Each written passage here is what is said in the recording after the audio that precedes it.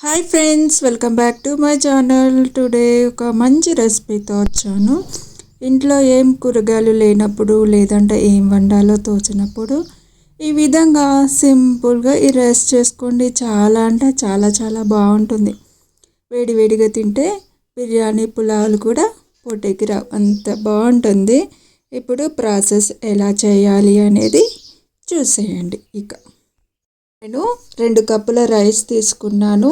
వేడిదైనా తీసుకోవచ్చు, లేదంటే చల్లారిపోయిందైనా తీసుకోవచ్చు, లేదంటే రాత్రి మిగిలిపోయింది కూడా తీసేసుకోవచ్చు.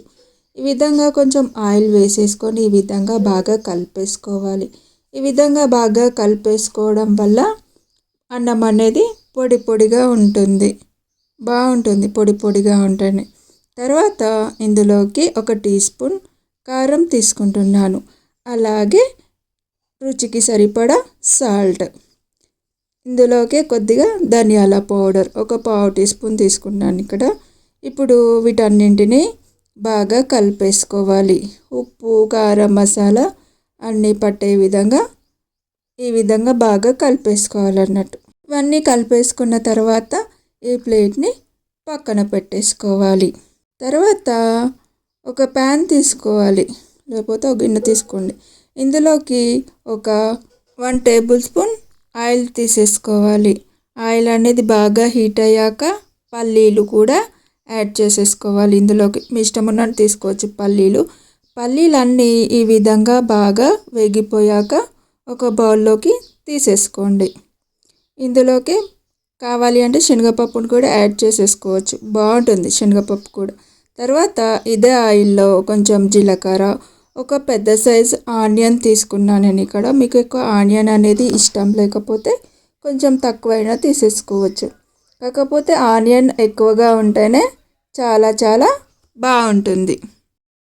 ఇప్పుడు ఈ ఆనియన్ని లో ఫ్లేమ్లో పెట్టేసుకొని బాగా వేయించేసుకోవాలి. తర్వాత ఇందులోకే కొద్దిగా మిర్చిని కూడా యాడ్ చేసుకోవాలి. ఇక్కడ నేను 5 మిర్చి తీసుకున్నాను, చిన్న చిన్నగా కట్ చేసుకున్నవి. మిర్చి అనేది ఈ విధంగా చిన్న చిన్నగా కట్ చేసుకోవడం వల్ల త్వరగా వేగిపోతుంది కదా. కొంచెం వేగిపోయాక వీటన్నింటిని కలిపి వేయించేసే ఈ విధంగా సింపుల్గా చేసేసుకోవచ్చు. తర్వాత ఇందులోకి కొద్దిగా కరివేపాకు కూడా తీసుకోవాలి. ఇప్పుడు కరివేపాకును కూడా బాగా ఫ్రై చేసేసుకోవాలి. కరివేపాకు అనేది చాలా చాలా బాగుంటుంది కదా. కొంచెం ఎక్కువ తీసుకున్నా కూడా పర్వాలేదు కరివేపాకు. వీటిని 1 నిమిషం ఈ విధంగా ఫ్రై చేసుకుంటే కరివేపాకు కూడా బాగా వేగిపోతుంది. తర్వాత ఇందులోకి అల్లం వెల్లుల్లి పేస్ట్ 1 టీ స్పూన్ చాలు. ఇందులోకి కొద్దిగా పసుపు, ఇందులో ఒక 1 మినిట్ వీటిని వేయించేసుకున్న తర్వాత రైస్ యాడ్ చేసేసుకోవాలి. ఇప్పుడు లో ఫ్లేమ్లోనే పెట్టేసుకోవాలి. ఇప్పుడు రైస్ మొత్తం యాడ్ చేసుకున్న తర్వాత ఈ విధంగా బాగా కలిపేసుకోవాలి. లో ఫ్లేమ్లోనే పెట్టేసుకోవాలి, హై ఫ్లేమ్లో మాత్రం పెట్టకూడదు, అడిగంటున్నట్టు అవుతుంది. కాబట్టి ఈ విధంగా ఒక 2 నిమిషాలు బాగా వెయిట్ చేసేసుకుంటే సరిపోతుంది. మధ్యలో మధ్యలో ఈ విధంగా కలపాలి, లేదంటే అడుగంటిపోతుంది. కొంచెం హీట్ అయిపోయాక ఇప్పుడే కొత్తిమీరని కూడా యాడ్ చేసేసుకోవాలి. కొంచెం కొత్తిమీర ఎక్కువగానే యాడ్ చేసుకుంటే చాలా చాలా బాగుంటుంది. కొత్తిమీర ఎక్కువగా ఉంటేనే, ఒకవేళ కొందరికి కొత్తిమీర నచ్చదు కదా, వాళ్ళు స్కిప్ చేయొచ్చు. ఈ కొత్తిమీర యాడ్ చేసుకున్న తర్వాత ఒకసారి బాగా కలిపేసుకోవాలి. ఇందులోకి పల్లీలు కూడా యాడ్ చేసేసుకోవాలి.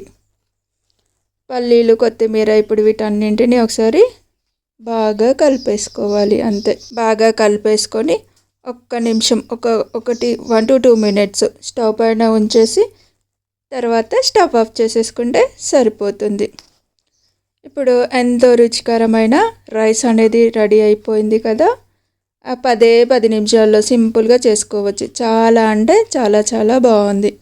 ఈ వీడియో కనుక మీకు నచ్చినట్లయితే లైక్ చేయండి, షేర్ చేయండి, కామెంట్ చేయండి, సబ్స్క్రైబ్ చేయండి. Thank you for watching.